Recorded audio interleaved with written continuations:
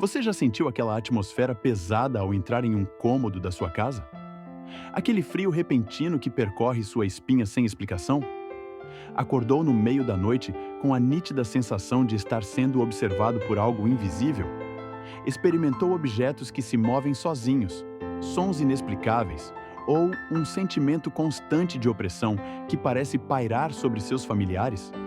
Se sua resposta for sim, você não está imaginando coisas. Está enfrentando uma realidade espiritual que a Bíblia descreve claramente. Estamos em guerra contra forças das trevas que buscam destruir nossa paz, nossa saúde e nossa família. Efésios 6:12. Mas hoje você vai descobrir como transformar seu lar em uma fortaleza inexpugnável, uma zona livre da influência demoníaca, um santuário onde a presença de Deus reina absoluta. A palavra de Deus não é apenas consolo, é uma espada afiada, Hebreus 4:12, uma arma poderosa que faz tremer os portões do inferno. Quando usada corretamente, ela tem o poder de expulsar demônios, quebrar maldições geracionais e estabelecer uma proteção divina ao redor de sua família. Prepare-se para uma jornada de libertação que vai desde os fundamentos bíblicos até estratégias avançadas de guerra espiritual. Ao final, você terá em mãos um manual completo para purificar sua casa, manter sua família protegida e viver na vitória que Cristo já conquistou por você na cruz. Esta não é apenas mais uma lista de versículos. É um treinamento espiritual que já libertou milhares de lares ao redor do mundo. Primeiro versículo, Tiago 4:7. O princípio da submissão e resistência. Portanto, submetam-se a Deus. Resistam ao diabo, e ele fugirá de vocês. Este versículo aparentemente simples contém uma profundidade teológica impressionante. Vamos dissecá-lo palavra por palavra no original grego para extrair todo o seu poder. O termo submeter-se, hipotasso em grego, significa literalmente colocar-se sob ordem militar, implicando uma rendição total e voluntária à autoridade divina. Não é uma sugestão. É uma ordem categórica, com consequências diretas em nossa eficácia espiritual. A resistência mencionada, antistete, carrega a ideia de oposição ativa, não passiva. Não é apenas ignorar o mal, mas confrontá-lo frontalmente com a autoridade delegada por Cristo. Os primeiros cristãos entendiam isso tão bem que, segundo relatos históricos, simplesmente citar este versículo em voz alta fazia os demônios gritarem de dor durante os exorcismos nos primeiros séculos da Igreja. Mas por que essa combinação específica, submissão seguida de resistência, é tão eficaz? A resposta está na estratégia militar espiritual. Então, ore assim: Pai Celestial, eu me submeto completamente à Tua vontade em todas as áreas da minha vida. Entrego-te meu passado, presente e futuro. Fecho todas as brechas que abri voluntária ou involuntariamente. Agora, em nome de Jesus e pela autoridade que Ele me deu, eu resisto a todo espírito de mencione o que você está enfrentando, opressão, medo, confusão, etc., que está tentando agir nesta casa. Satanás, a Bíblia diz que você deve fugir.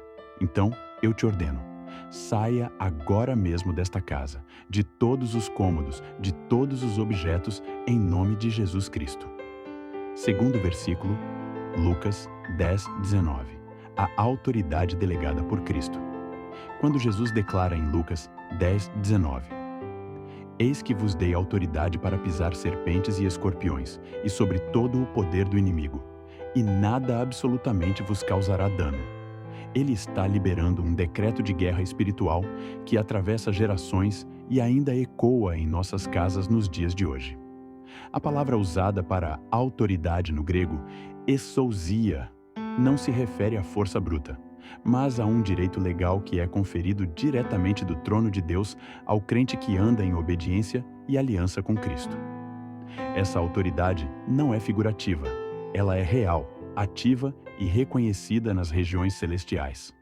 As serpentes representam os espíritos de engano, de astúcia, de sedução que entram sorrateiramente em ambientes e corações, destruindo famílias por meio da mentira, da divisão e da corrupção moral.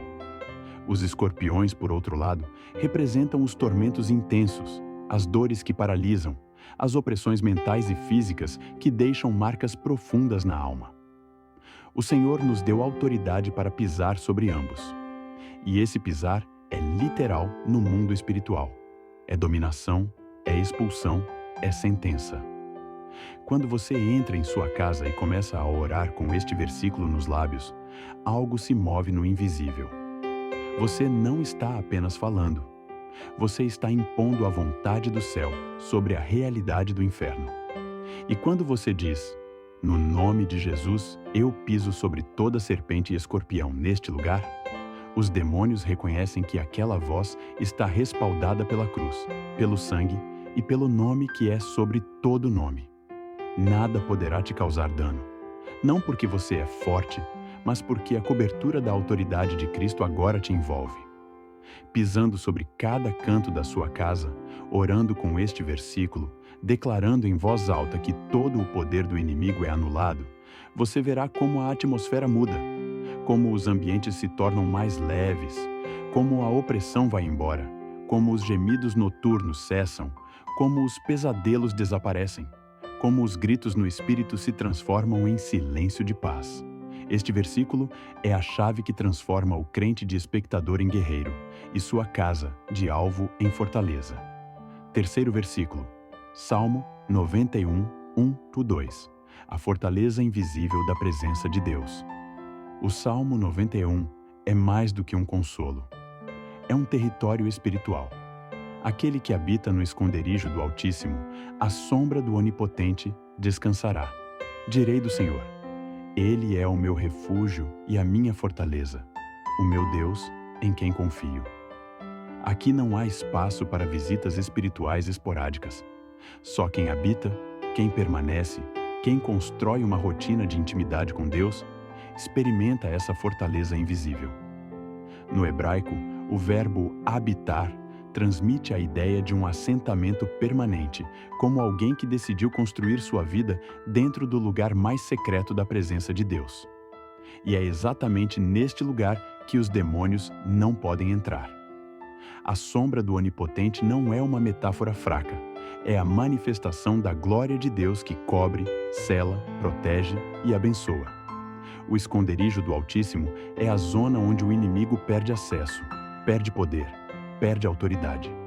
Quando uma casa se torna lugar de habitação da presença, ela se transforma em território sagrado.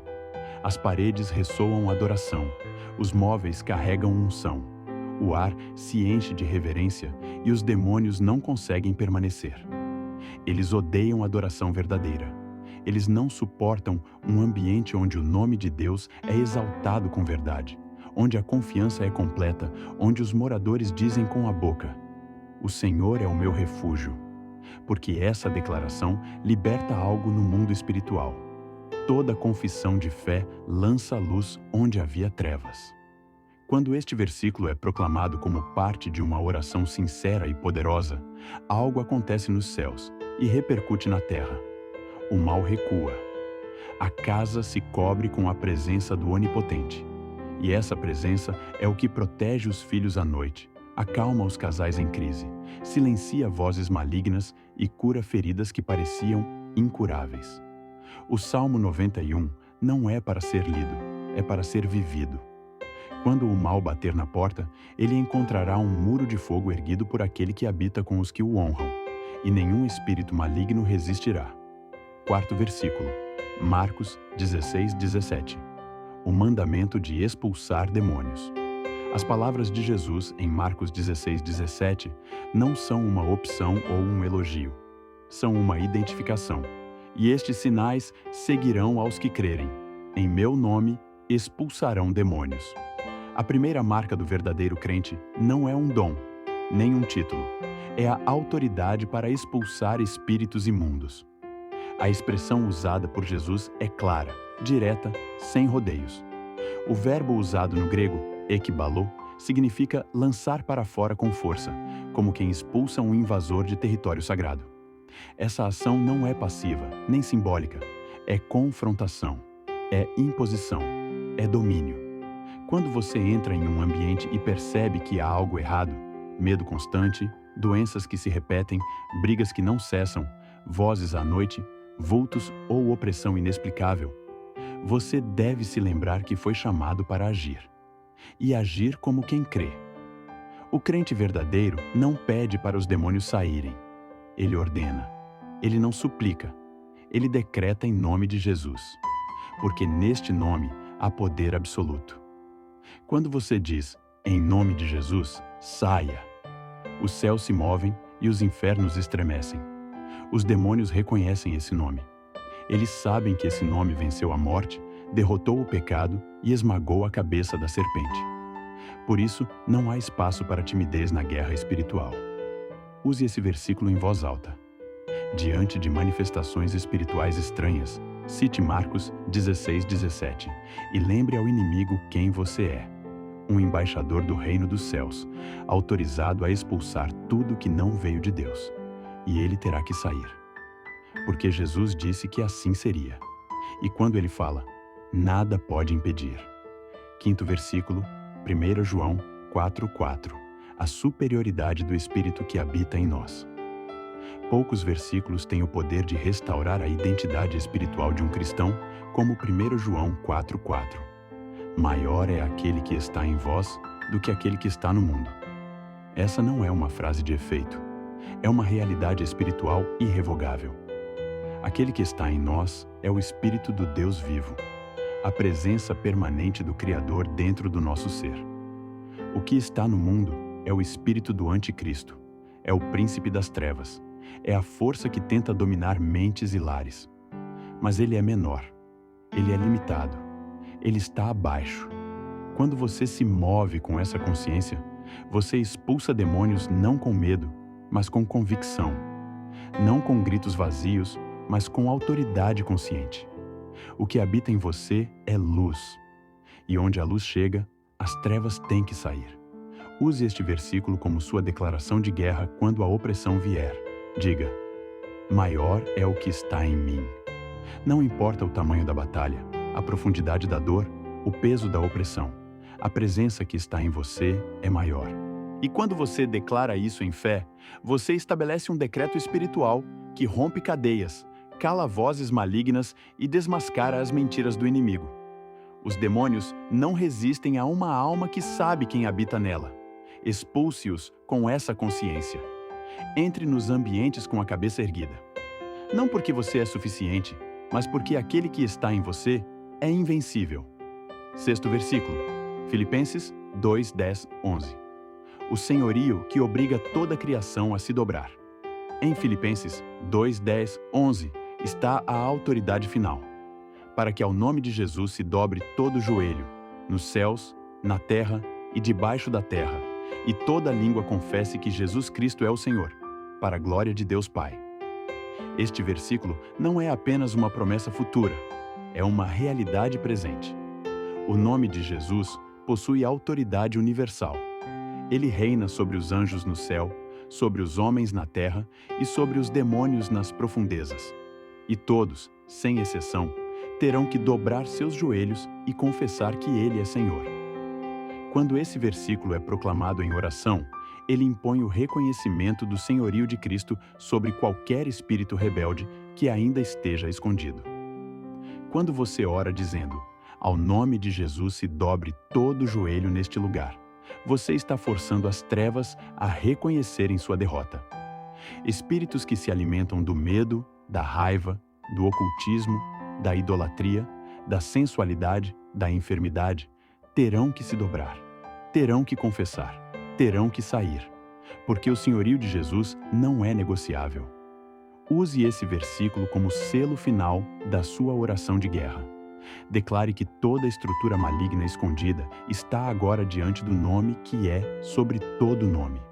E quando esse nome é exaltado, a casa se enche de glória, e nenhum espírito imundo pode permanecer onde Jesus é verdadeiramente reconhecido como Senhor. Estes 6 versículos não são apenas citações bonitas para quadros na parede. Eles são dinamite espiritual. Códigos de guerra que desmoronam fortalezas demoníacas quando ativados com fé e entendimento. Eles não funcionam por superstição, mas por convicção. Eles não são mágicos, são espirituais. E quando usados com reverência, conhecimento e santidade, transformam casas em fortalezas, famílias em exércitos e corações em tronos para o Rei dos Reis. Você não é refém do mal. Você é soldado da luz. Você não é espectador. Você é instrumento. Quando você ora com a palavra, o inferno treme. Quando você proclama estes versículos em cada cômodo, algo se rompe. E quando você decide que sua casa é um altar e não um campo de batalha, o reino de Deus se manifesta ali. Que este manual se torne um estilo de vida. Que sua casa nunca mais seja a mesma. Que os demônios saibam que ali eles não têm lugar. E que os céus testemunhem que, naquele endereço, Jesus é o Senhor. Que assim seja. Amém.